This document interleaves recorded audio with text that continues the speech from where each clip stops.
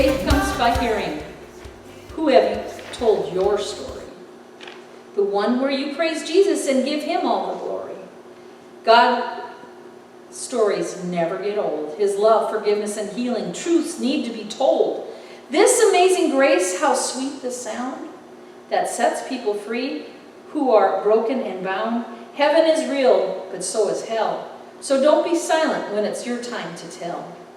Most precious of all the stories, it's Jesus and his love. I thought that was quite fitting because there are two kind of people in the world. We're going to talk about the why people and the why not people. Okay, I can't hold these and do this. Okay. The why people are afraid. You could turn the stand around. No, that's okay. They're afraid to make a mistake. Well, if I do that, it might fail. The why not people are like, I don't want to miss out on an opportunity. Why not try? The why people make excuses. This is where I'm going because we've been talking about excuses or don't make excuses. They can come up with every kind of excuse. It's too whatever. Fill in the blank. The why not, again, they're just looking for a God-ordained opportunity. The why people back down. That's okay, I don't want any confrontation, I'll just like, okay, we'll just leave it, whatever, and just walk away. The why not people, they stand up. Say, nope, this is how it's going to be because this is right, this is justice. The why people are always on the defense because things are always coming after them. The white people can change. But we're getting there. The why not people are always on the offense. They're going to say, go for it. They're going to make it happen. These are the movers and the shakers that make it happen. The why people are run by fear, and it dictates their life. The why not people are run by faith, and it dictates their life. Why not? Why not just see, perhaps God will be with us? As Jonathan said when he went after the Philistines and climbed the cliff. He says, well, perhaps the Lord will give us victory. He didn't even know. God hadn't told him to do it. But perhaps, let's go find out. It might happen. So God, we come this morning and we're just, God, that would help us to be the why not people. The ones that are walking in faith. It's just say, perhaps this is what God has. Why not? Go for it. Why not take that step? Why not step out of the boat and walk on the water? When everybody else, the why people went, why should we do that? It's already getting wet inside the boat. Why step out and get even more wet? God, help us to be why not people. Why not try?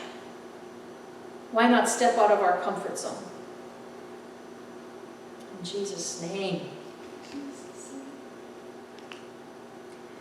On February 19th, 1519, the Spanish explorer Cortez sailed for Mexico with his entourage of 11 ships, 13 horses, and 110 sailors, and 553 soldiers. The indigenous population upon his arrival was approximately 5 million. They're a little outnumbered. How did they know that? I don't know. Maybe they have records. This is just right from history. From a purely mathematical standpoint, the odds were stacked against him of a ratio of 7,551 to 1. Ooh, that's how much they were outnumbered. That's being outnumbered. After landing, he issued an order that turned his mission into an all-or-nothing proposition. Burn the ships. If you can compartmentalize the moral conundrum of the colonization, there's a lesson to be learned. 9 times out of 10, failure is resorting to plan B when plan A gets too risky, too costly, and too difficult. He came to the point, he made them come to the point of no return. You know, who's the famous guy or the first transatlantic flying over with the airplane? Amelia Earhart? No, Lindbergh. Lindbergh, that's what I was looking for him. You know, he came to that point of no return. He didn't have enough fuel to go back and only enough to get there, there's no turning back. No turning back. And sometimes we need to get to that point that it's an all or nothing, because we always want to have plan B. Remember years ago when we were going to go to Southeast Asia,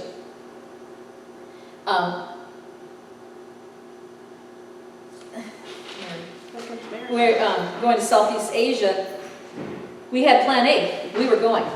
God had spoke to our hearts, and you're going to go on this mission trip, you're going to go there. And so we sent out, in our Christmas letter, Morning, Mary. morning, Good morning. that we were going to go on this mission trip. And I had somebody call me, it was actually a pastor, called me and said, well, what are you going to do if you don't get enough money? Are you going to return our money? You know, if I send you something. And I said, I have no plan B. God said go, I'm going. And I said, if you feel that way, then please don't send us anything. There's no plan B. And we went. I tell you what, every single time we had a deadline, we had to have so much money, like to pay this part of the plane ticket or that, or whatever we had to do. The day before, we would be like $1,000 short.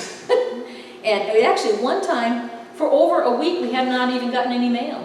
We're like, how come we're not even getting the newspaper flyers and all the junk mail? Nothing. Our mail was being delivered up the street to somebody else's house.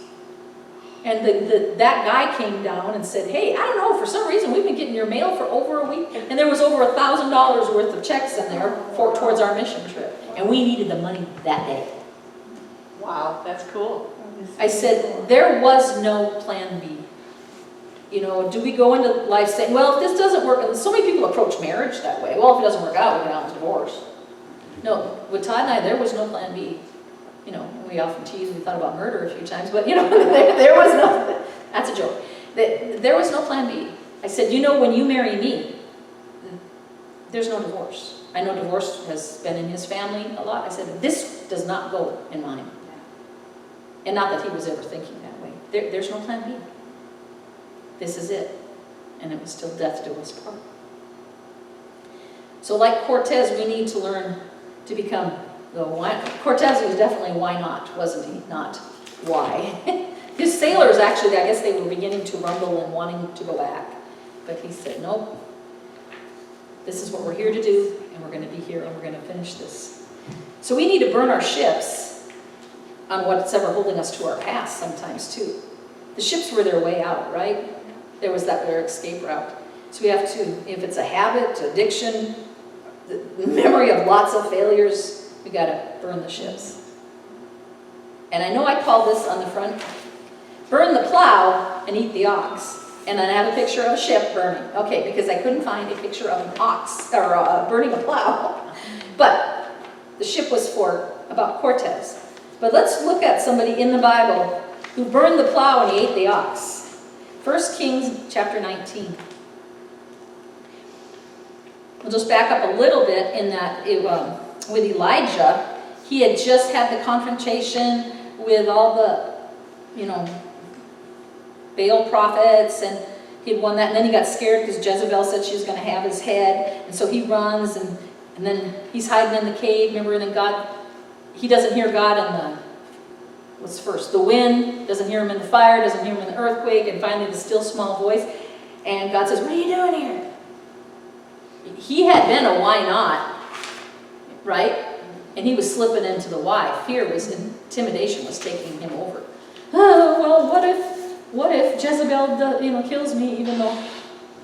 So we're going to pick it up in chapter 19, in verse 16. Okay, we'll start in 15 so it makes sense. Beginning of the sentence. The Lord said to him, go back the way you came and go to the desert of Damascus. When you get there, anoint Hazael, the king over Aram, and also anoint Jehu, the son of Nimshi, king over Israel. And anoint Elisha, the son of Japhat, from Abel Laham, to succeed you as prophet. And actually, I think some other translations, it's like, he's going to take over, actually, because Elijah got in fear that he lost his ministry at this point. I'm trying to find First Kings. First. It's right before 2 Kings. First Kings 19. Okay, so anyway, the Lord speaks to him, tells him to do this. This is Elijah. Now, and he wants you to go anoint Elisha. So starting in verse 17, here's where we first hear of Elisha. Not 17, 19.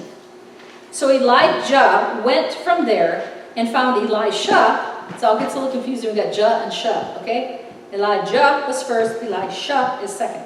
He was the son of Japhat. He was plowing with 12 yoke of oxen, and he himself was driving the 12th pair. Elijah went up to him and threw his... Debbie, can I have your little jacket? And threw his cloak around I him. didn't bring it in. Oh, I thought you had it. Oh, there it is. That's what I was looking for. I knew I saw somebody had it earlier. And Elijah went. Elisha then left his oxen and ran after Elijah. "Let me kiss my father and mother goodbye," he said, "and then I'll come with you." "Go back," Elijah said. "What have I done to you?" So Elisha left him and went back. He took his yoke of oxen and slaughtered them. He burned the plowing equipment to cook the meat and gave it to the people, and they ate. Then he set out to follow Elijah and became his attendant. So when God tells Elijah to go and he goes and he finds Elisha, and Elisha is just doing a normal thing. He's working.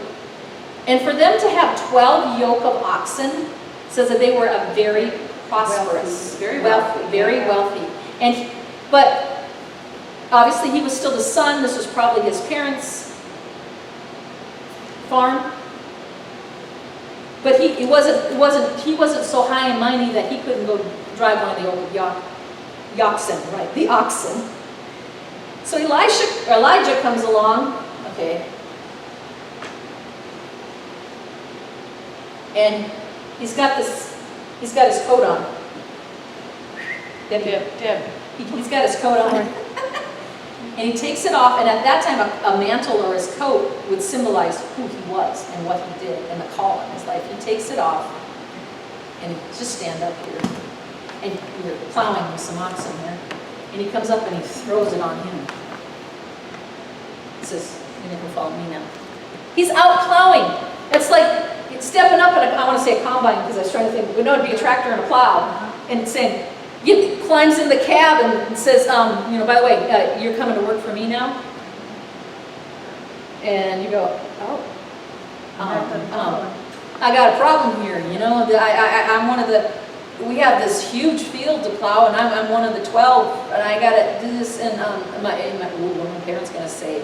At this point, Elisha had a choice to make, didn't he? He's going to come up with lots of excuses. Mom and Dad are going to be really ticked because now they got to hire another hired man, and now it's going to cost even more. Whatever. I'm trying to think of some things. But that's not what he did. He said, he was thinking. He says, he could sit down. He says, why not? The prophet of God, and Elijah was known throughout the land. So he did something. Did Elisha know him, Kelly? I don't think, well, he knew of Elijah. Okay. Yeah, Elijah was known. Very well known. Okay. He was the prophet. I don't know if Elijah knew Elisha, but... And he says, let me go back, and it's, at first I read that, and I said, let me go back and kiss my father and mother goodbye, and then I'll come with you. And I thought, well, is he making up excuses or turning back? No, but I really think it was more out of respect for his parents and honoring his parents. I'm leaving you. I'm telling you why. Because so many people like to leave and they don't tell you why or what's going on. They just disappear. He just didn't just disappear. And then the parents think, did we have somebody kidnap him? What happened? He went back and said, he had the decency to go back and say, okay, I'm leaving. This is what God's called me to do now. And then he takes the yoke of oxen and he kills them. And so there's two of them. This is good. That's a lot of meat, right? 2 big oxen. And then he takes his plow and he sets it on fire and he begins to burn it. He literally burned his bridges. He burned his ship behind him. There was no going back. He burned the very thing that could have kept him in the farming business. He says, no, I'm not going back to this. And then it says he passed out and gave it to the people. In some other translations, to all the townspeople. In other words, he had a big party. He invited everybody. He says, this is it. I'm celebrating. I burned my bridges, literally. I burned my plow. I slaughtered my oxen. There's no going back. And I just thought of this. I said, was that his parents' oxen or his? They must have been his. So he had a part in this business, didn't he?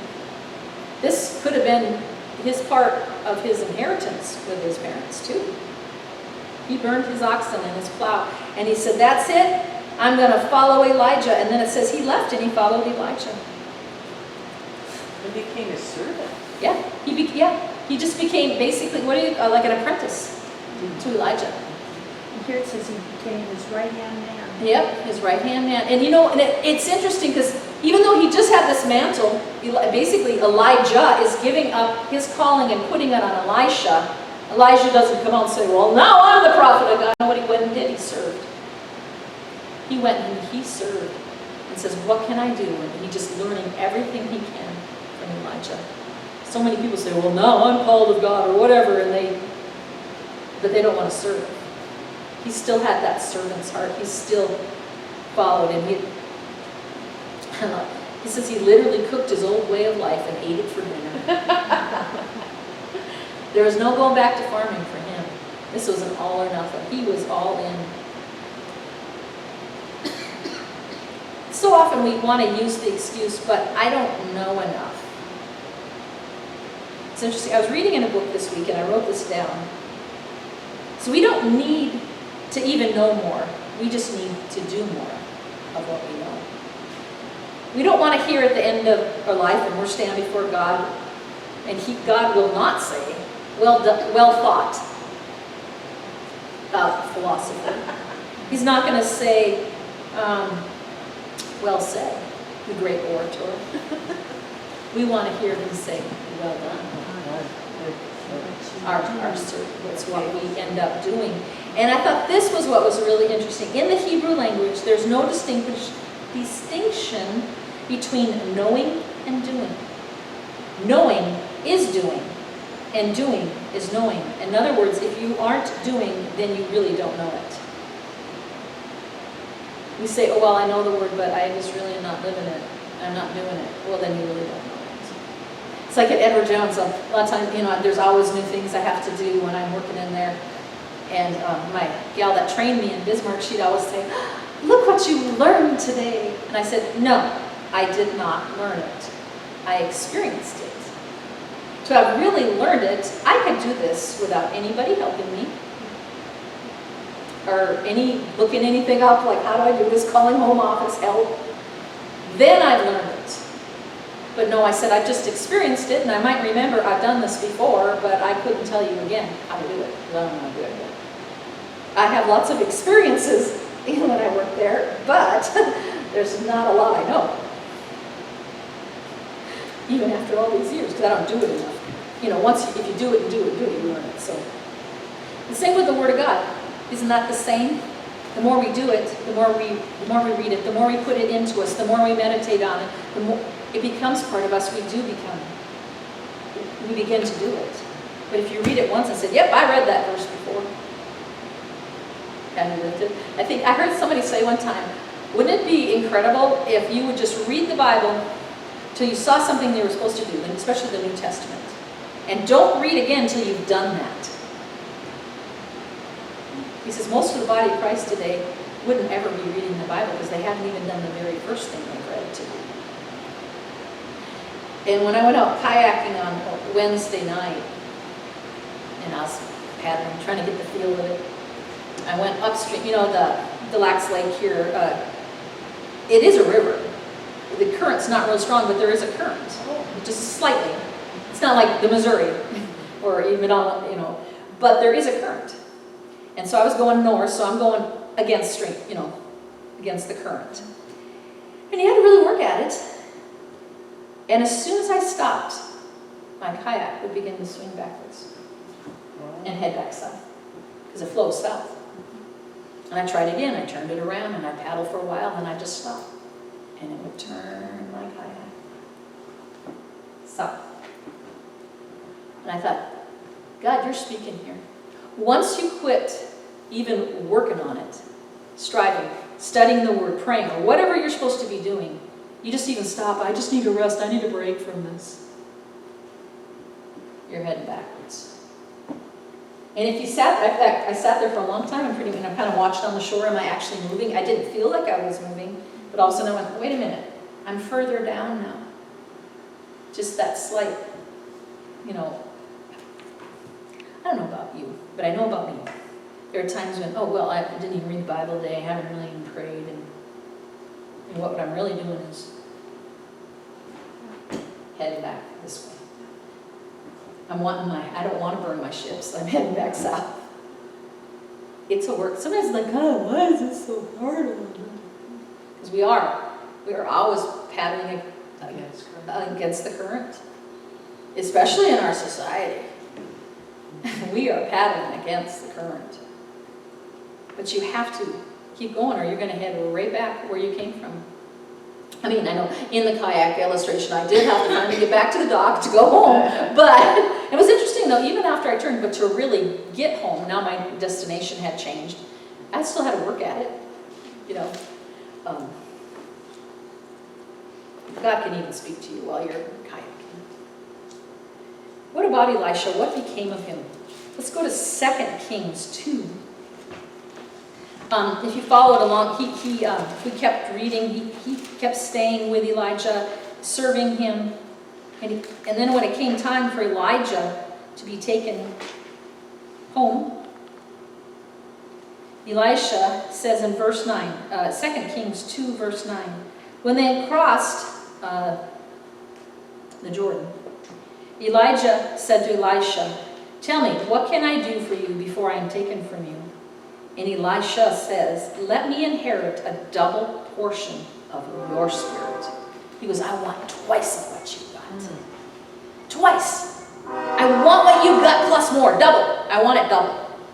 I mean, that is definitely a why not, isn't it? He's I'm going for the bro. I mean, you've done incredible things. And it's interesting, in looking back, by the time that Elisha died, where is it? Elijah had performed 14 miracles throughout his life. When Elisha dies, he had performed 28 major miracles. He had a double portion. Wow. It's interesting too, I read this, that Elisha grew up in a region of Israel known as I don't know how to pronounce this, Mahola, which means a meadow of dancing. It was called the breadbasket of the Jordan Valley. This is where all the farming was. He could have stayed in the meadow of dancing and in the breadbasket, but he chose to go on and follow. But if he would have stayed on and been, I'm sure, a successful farmer, he would have forfeited experiencing or getting to be a part of 2 Kings 2, verse 9. verse 9. Nice. He would have forfeited 28 miracles. And that's pretty incredible. But he asked. Yeah, he asked for it. Yeah, he asked for it too. So we should ask God. Yeah, you need to ask God. And then remember, they didn't come right away. He still served. He still served Elijah. He was faithful. There's something to say about faithfulness. And it didn't come easily. And no, it didn't come easily. But I didn't look it up. Okay, here it is. Let's go down to verse 13. Then he picked up, Elijah gets pulled up into heaven. And then his cloak falls behind his mantle. He picked up the cloak that had fallen from Elijah, and he went back and he stood at the bank of the Jordan. Then he took the cloak that had fallen from him and he struck the water with it. And he says, where now is the Lord, the God of Elijah? And when he struck the water, it divided to the right and to the left, and he just crossed on over. No getting a boat here, man. But the cost of that was when he burned the plow and he cooked his oxen. Because he didn't just give 100%, just walk away from it. He gave 200%. He burned it. He burned his bridges. I was thinking like a New Testament story. Luke chapter 7.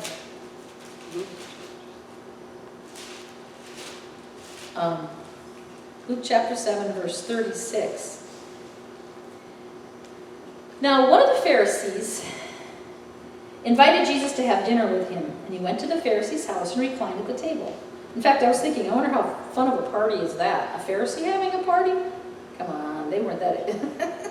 Fun. A woman in that town who lived a sinful life learned that Jesus was eating at the Pharisee's house. So she came there with an alabaster jar of perfume, and she stood behind him at his feet weeping, and she began to wet his feet with her tears, and she wiped them with her hair, and she kissed them, and then she poured perfume on them. And here I missed the part where it says she had brought in this alabaster jar, and she began to pour it out on him. And alabaster was very expensive, and so was spikenard. And it was very, very expensive. It was like a whole, I think in one place it talks about it was a whole year's wages. Man, what? Someone that's not even, what, 30, 40,000 a year's wages, that's how much this little jar of perfume cost that she poured out on Jesus. It's kind of like burning your bridges, isn't it? And it also was an identifier. That was probably her dowry in the sense of, but also identified her of her former life as a immoral woman. She poured it out and said, no more of that. I'm not doing that. She says, I'm going to be a why not? I'm going to walk. Now, you think about it too. She was not invited to this party, to this dinner. And she's walking to the home of a Pharisee, and she's a woman of ill repute, or a sinful woman. And she's walking into a home. She must have really wanted to see Jesus. She wanted to see. She just said, why not? She could have come up with lots of whys, lots of excuses, but she just said, no. Why not? She risked it all. She basically risked, she probably could have been stoned. I mean, what's that? A woman walking in that time into a gathering of just men. That wasn't allowed. But she took the risk, and she risked it all. I've written down here, I'm not sure how this relates, but it says, you won't find God in your past. He's the great I am, not the great I was. When we cling too tightly of what God did last, we often miss what God wants us to do next, or even right now. And say, why not? And then what Pastor Jonathan had shared in here about just telling our story, telling our God story, sharing with people. Boy, this is a hard one. That's a hard one for me, just especially strangers. Someone I don't know, just go up and start talking about the Lord. But he says, so don't be silent when it's your time to tell. The most precious of all the stories, it's Jesus and his love. See, church was never meant to be a noun. It was meant to be a verb, an action verb. We need to become the why not people. People already think we're crazy, so why not? Why not? Why not just improve it? No. Why not just say, hey, sold out for Jesus? Why not?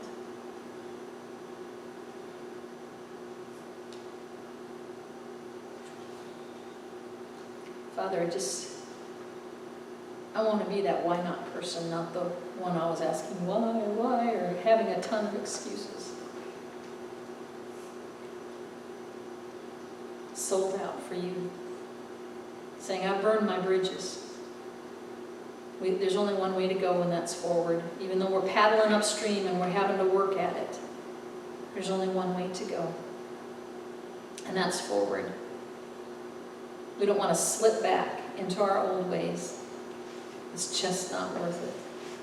Because you do have such a grand adventure. And your way is so much greater. In Jesus' name, amen.